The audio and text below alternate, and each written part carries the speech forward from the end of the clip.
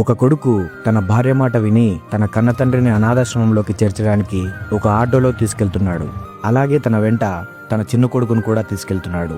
ఆటోలో వెళ్తున్నప్పుడు ఆ కొడుకు తన తండ్రితో, నాన్న, అక్కడ నీకేం లోటుండదు, హాయిగా ఉండొచ్చు. మళ్ళీ కొడుకు మనోడు అనే సెంటిమెంట్తో ఇంటికి రాకు. నీకు సరిపడా బట్టలు పెట్టాను, నేనే నెలకోసారి వచ్చి చూసి వెళ్తానని ఆ తండ్రి గురించి ఏమాత్రం ఆలోచించకుండా తెగేసి చెప్తున్నాడు. ఆ ముసలి తండ్రి ఏమీ మాట్లాడడం లేదు. తన కొడుకు మాటలు వింటుంటే గుండె పగిలిపోతుంది. కానీ మౌనంగా కన్నీళ్లు దిగమింగుకుంటున్నాడు. కొద్దిసేపటికి అనాథాశ్రమం వచ్చింది. వాళ్ళ తండ్రి బాధను చూడలేక ఆ ఆటో డ్రైవర్, సార్, పాపం ఆ పెద్దాయన ఫేస్ చూడండి, ఆయనకు వెళ్ళడం ఇష్టం లేనట్టుంది సార్ అన్నాడు. దానికి ఆ కొడుకు అహంకారంతో, నీకు అవసరం అవ్వయ్యా, ఇది మా ఇంట్లో మ్యాటర్, నీకేం తెలుసు, నువ్వు సైలెంట్గా ఉండు అని అరిచాడు.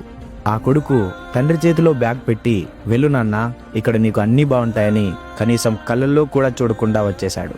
అక్కడే ఉన్న తన చిన్న కొడుకు దగ్గరకు వచ్చి, పదా నాన్న, వెళ్దామన్నాడు. ఇదంతా గమనిస్తున్న ఆ పిల్లాడు అమాయకంగా అడిగాడు, నాన్న, తాతయ్య మనతో పాటే ఉంటే బాగుంటుంది కదా, పాపం ఇక్కడ ఒక్కడే ఎలా ఉంటాడు నాన్న అన్నాడు.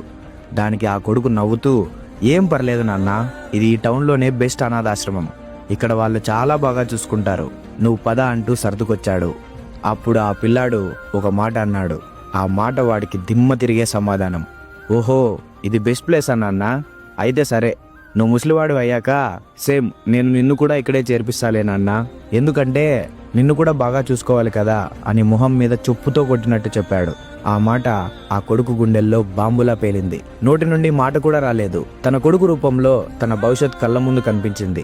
నేను నా తండ్రికి ఏది ఇస్తున్నానో నా కొడుకు రేపు నాకు అదే ఇస్తాడా అనుకుని వెంటనే పరిగెత్తుకుంటూ వెళ్ళాడు. లోపలికెళ్ళి తండ్రి కాళ్ళ మీద పడ్డాడు. నన్ను క్షమించు నాన్నా, నువ్వు ఎక్కడికి వెళ్ళొద్దు, పదా ఇంటికి వెళ్దామంటూ ఆ తండ్రిని హత్తుకుని కన్నీళ్లతో ఇంటికి తీసుకొచ్చాడు. చూశారు కదా, పిల్లలు మన మాటలు వినరు, మనం చేసే పనులను మాత్రమే చూస్తారు. ఈరోజు నువ్వు నీ తండ్రిని ఎలా చూసుకుంటావో రేపు నీ కొడుకు నిన్ను అలాగే చూసుకుంటాడు. తండ్రి అంటే ఆశనిచ్చేవాడు మాత్రమే కాదు, మనం ఆపదలో ఉన్నప్పుడు భరోసా ఇచ్చే మొదటి దేవుడు. ఆ దేవుడిని అనాథం చేయకండి. ఈ కథ మీ కళ్ళు తెరిపిస్తే, మీ నాన్న అంటే మీకు ప్రాణం అయితే దయచేసి ఈ వీడియోని లైక్ చేసి కామెంట్ బాక్స్లో లవ్ యూ డాడ్ అని మీ నాన్న పేరు కామెంట్ చేయండి. అండ్ ప్రతి ఒక్కరికి షేర్ చేయండి.